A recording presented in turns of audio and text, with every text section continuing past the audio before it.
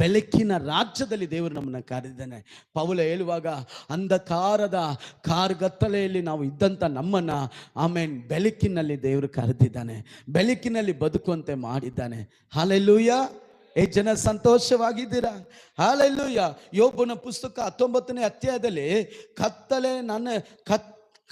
ಕತ್ತಲೆ ನನಗೆ ಉಂಟಾಯಿತು. ಕಾರಣ ಏನು?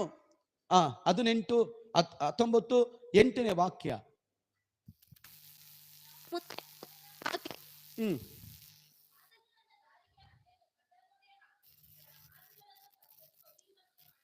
ಆತನು ಮಾಡಿದ. ಯಾರು ಮಾಡಿರೋದು?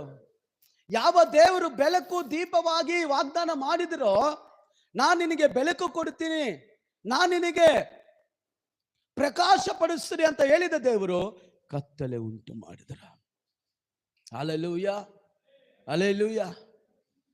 ಒಂದು ನಿಮಿಷ.